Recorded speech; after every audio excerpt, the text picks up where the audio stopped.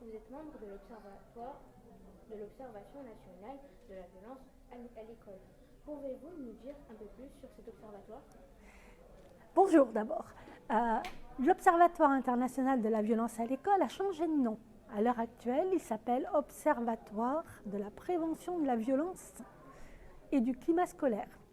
C'est un observatoire qui est une fédération de chercheurs qui rassemble des chercheurs de 26 pays différents qui, depuis 1998, donc la date de la création de l'observatoire, étudie les phénomènes de violence à l'école, les phénomènes de harcèlement, mais aussi tout ce qui se fait au niveau des politiques publiques et des programmes d'intervention. Le programme phare mis en place vous paraît-il une bonne approche pour lutter contre le harcèlement scolaire? Ce qui me semble intéressant au niveau du programme phare, c'est qu'il a pour ambition de sensibiliser l'ensemble des communautés éducatives à cette question du harcèlement. C'est une prise de conscience nationale de l'importance du phénomène. Ensuite, je ne peux pas dire si cela fonctionne ou pas, puisque à l'heure actuelle, il n'y a pas d'étude qui a mesuré l'impact des actions entreprises au niveau du programme phare, actions qui sont multiples, tant en termes de formation des enseignants que de formation des élèves et de sensibilisation au niveau des familles.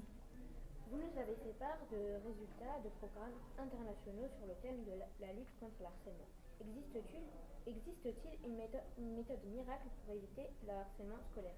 Il n'existe pas de méthode miracle. Pour prévenir et lutter contre le harcèlement à l'école, il faut d'abord faire une étude des besoins au niveau des établissements scolaires, des équipes, des élèves, et en fonction de ces besoins, élaborer un cahier des charges, c'est-à-dire étudier quelles pourraient être les réponses apportées donc, aux problèmes rencontrés, aux difficultés rencontrées.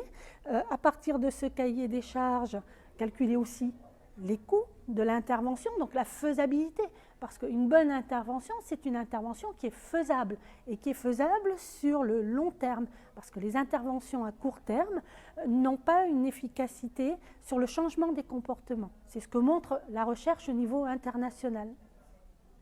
Merci Catherine Blaya. Avec plaisir.